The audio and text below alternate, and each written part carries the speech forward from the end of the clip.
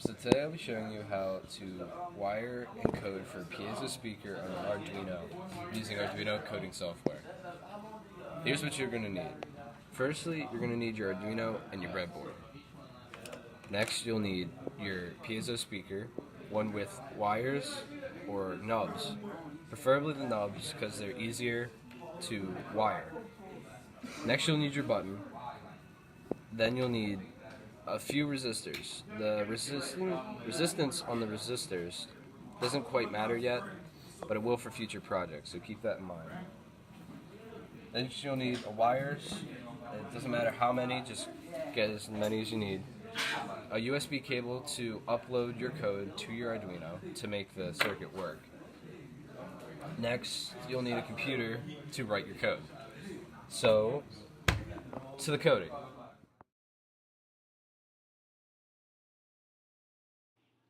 Alright, so coding, you'll start with your constants, as I clearly defined as int.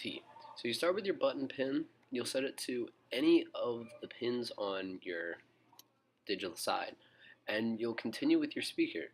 You can name these anything you want, as long as you have the word pin at the end, because I find that to just really organize things. But you can name them anything, so if I wanted to, I can name it, Arduino, cookie, or whatever I wanted. So yeah, that's how you'll start, and this runs your whole code. Make sure to have those semicolons at the end, not colons. So now you're going to start with your pin mode. This is when you're going to be setting your speaker and your button to either be inputs or outputs. Now starting with your speaker is going to be an output because that's where you're going to give off energy. It's where it's going to come out, like an LED. You'll put that as an output because that's where energy is going. But for a button, you're going to put input because that's where you're using energy. It's not being used up. It's just flowing. It's continuing the current. So as you'll see, I'm putting that. I'll put output and input in all caps. It will not work if you don't have all caps. And again, using the semicolon. So now moving on to your actual code, which will make your speaker work.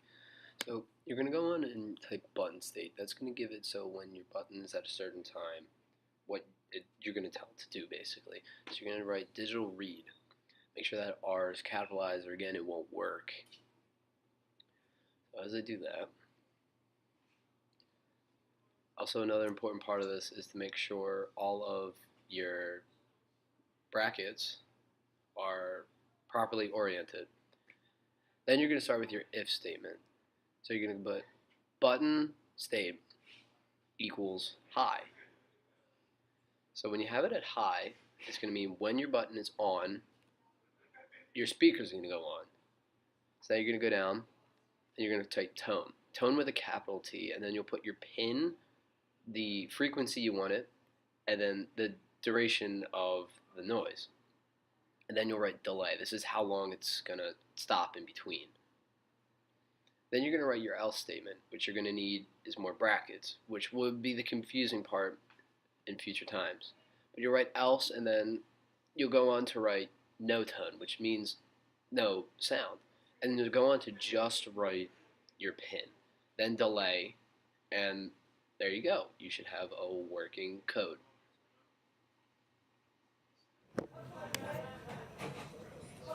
Alright, so now it's time to wire your Arduino. Now that you have it coded, it should work if you wire it correctly. And that's what I'm here to show you. So first you're going to need to know what end of your piezo speaker is your positive and your negative. So you can either look at the lengths, the positive being the longer one, the negative being the shorter one, or you can just look on the top. So you'll see either depending on how you're holding it, but how I'm holding it, right above, you see a tiny little plus mark. That stands for positive if you take math. So now that you know that, you can start actually wiring. So how you're going to do this is that you're going to see this little 5V, which stands for 5 volts. That'll be your power. So you'll take that power and run it into your breadboard. But you'll see another small little plus mark, which stands for power, as for everything else. So then, right underneath of that 5 volt on your Arduino, you're going to see a little symbol that says GND. That stands for ground. So you can take that ground and put it in the little negative part, which of course stands for ground. So then, now that you have that situated, you can take your piezo, put it anywhere on the board. So let's say I want to put mine here. I'll put mine right here, right next to my wires, to make it quite easy. But it's not that simple. See, now in your code, you put your speaker pin as a constant on pin 13. So it's not going to go directly to your positive column on your breadboard. In fact, it's going to go directly from your Arduino. So you're going to take it, put your wire in at port 13 on the digital pin side, not the analog, but digital. And then you're going to put it in the same row as you did your positive side of your speaker. But on the negative side, you can put it directly to ground, because that's how you complete the circuit for a piezo. Next is the button. How I particularly like to orient my buttons is I find that gap in between my Arduino, and I'll put that button right in between the gap to give it a snug little fit. And then I'll take the row in which the top part of the left side of my button right now, you'll see the little metal pin coming out of it. I'll put my wire in the same row as that and put it directly to my power. But this is different than the speaker, because you need to take your negative side, run it to a resistor, then run it to your ground. So notice that I put a resistor in there. Again, it doesn't matter the charge of the resistor. Put it right to my ground. Then I'll take, since I wired that to pin 2 in my code, I'll take this side, the bottom diagonal to my power, and run it to port 2 on the digital side of my Arduino. Now that I have everything wired right, I should be able to run it and USB drive it up to my computer, and it'll make that noise, meaning you have a working speaker. It doesn't mean that the button will work. So then before you upload it, you need to make sure when you click that upload button, you need to make sure that you hit verify. When you hit verify, it'll tell you if you've done anything wrong in your coding. Right now you'll see that I have everything correct. But there's also one more thing.